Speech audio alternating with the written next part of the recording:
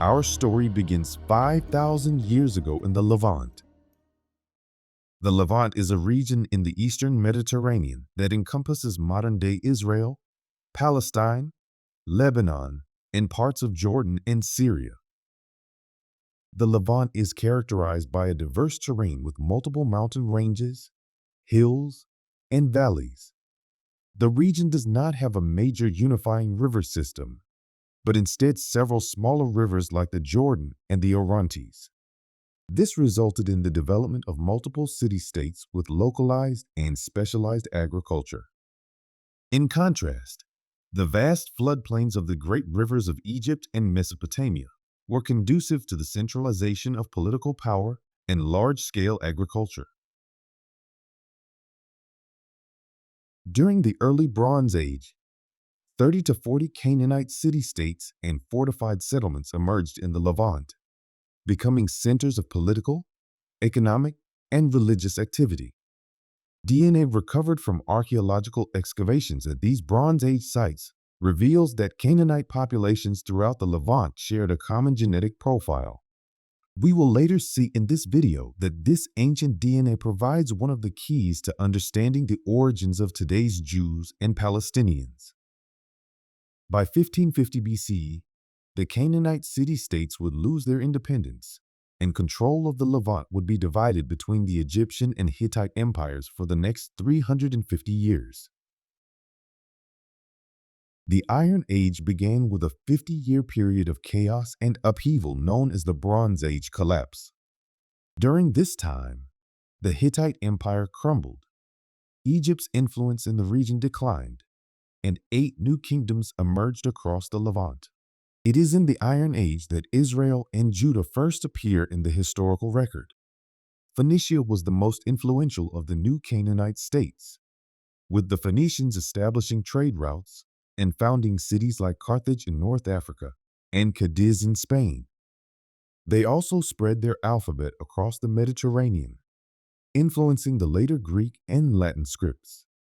The other Canaanite states, including Israel and Judah, were agrarian societies.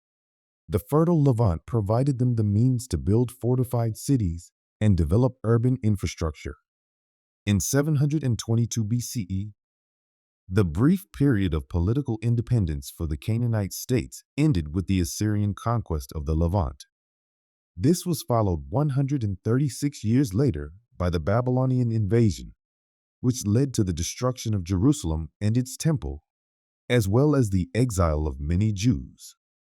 Archaeologists were shocked to find that around this time, the Jews were worshiping a female deity named Asherah, who was the consort of their supreme god Yahweh. Asherah, in Canaanite mythology, was the wife of the creator god El. The monotheistic Judaism we know today emerged around the time that Cyrus the Great conquered Babylon and permitted exiled Jews to return and rebuild the temple in Jerusalem. Some Jews who had been exiled to Babylon returned to Judea, but many decided to remain abroad, creating thriving diaspora communities that expanded opportunities for trade.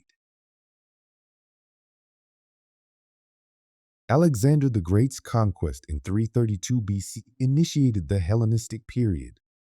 Greek language, philosophy, art, and customs spread widely in the Levant. Koine Greek became the lingua franca of the Eastern Mediterranean.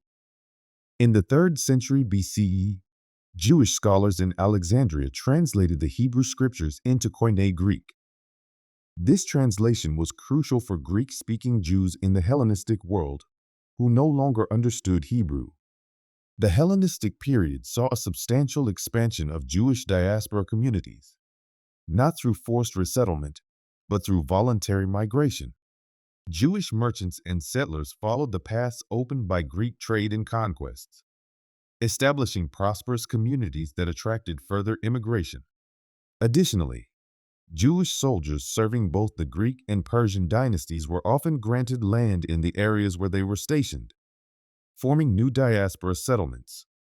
While many Jewish communities adapted to life under Greek rule, Judea became a center of resistance. Judas Maccabeus led a successful revolt against the Seleucid Empire, culminating in the establishment of the Hasmonean Kingdom, a Jewish state that maintained its independence for 77 years.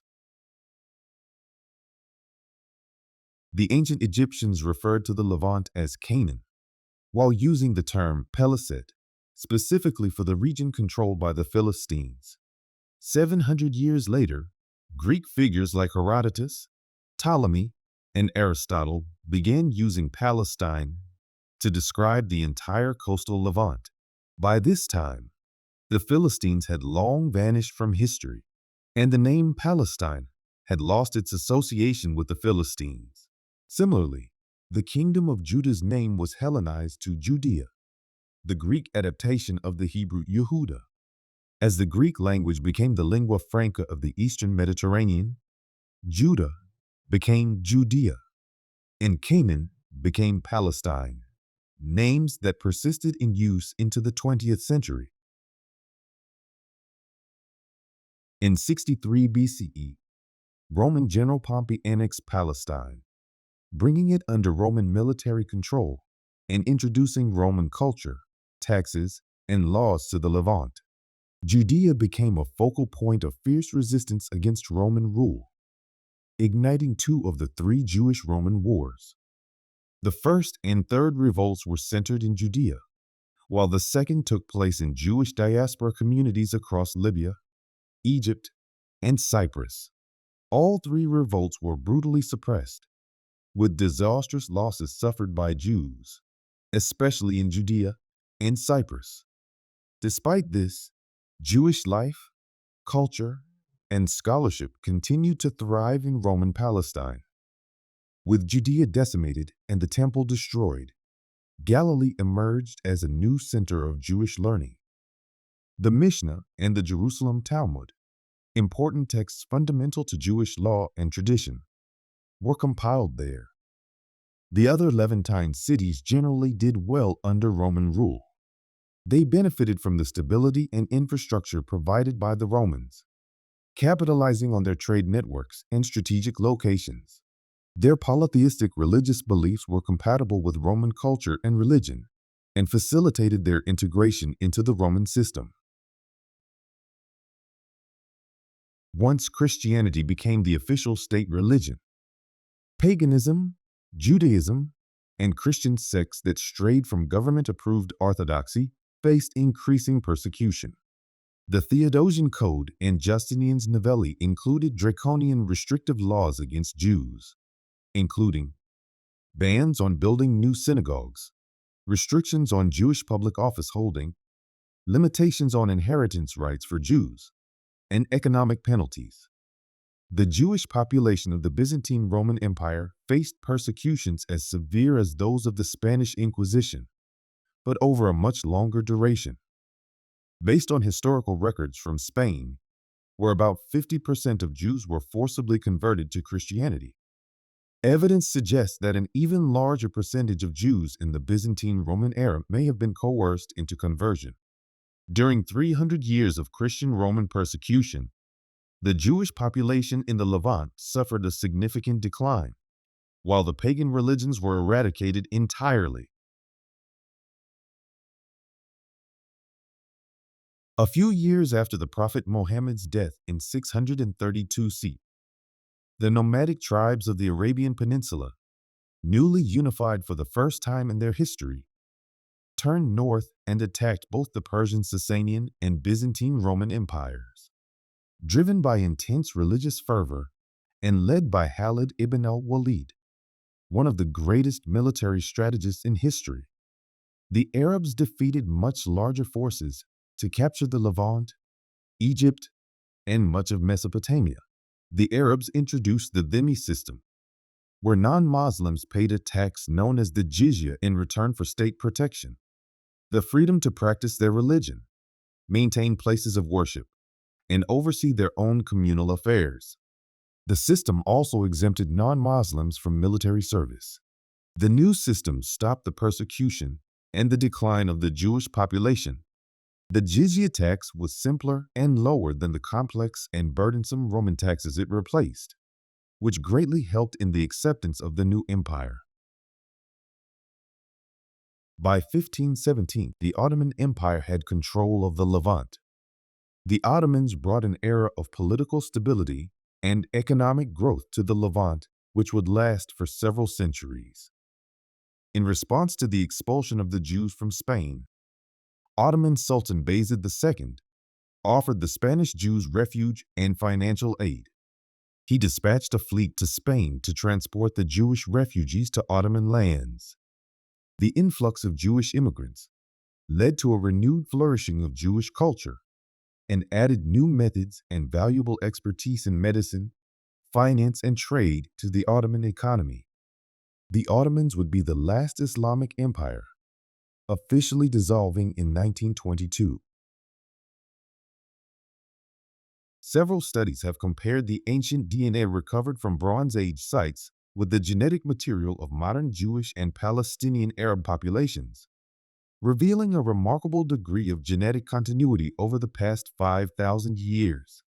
While Ashkenazi Jews exhibit a significant European admixture, they, along with Sephardic and Mizrahi Jews, share core genetic markers with Palestinian Arabs that can be traced to Bronze Age Canaanite origins. During the Iron Age, the Jews developed a distinct religion and culture that set them apart from other Canaanite peoples. During the Byzantine era, all of the pagan and a large percentage of the Jewish population converted to Christianity, and after the Arab conquests, to Islam.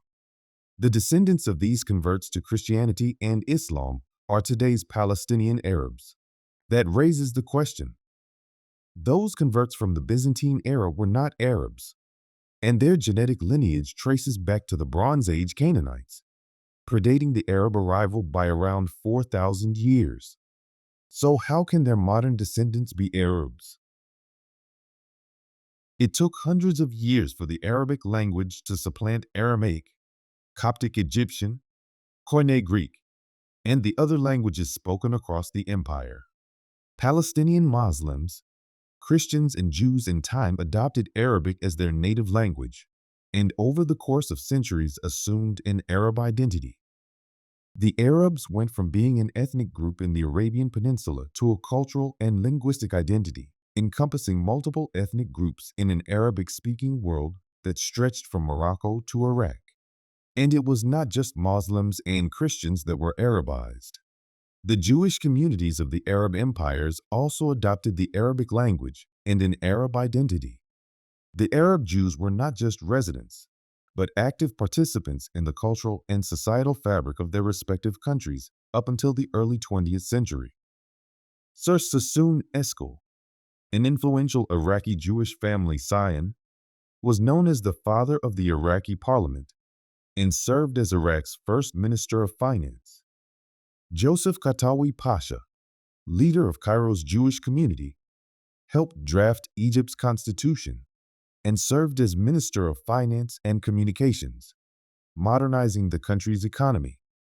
While Palestinian Arabs and diaspora Jews have diverged over the centuries in language, religion, and culture, they share a common ancestral origin.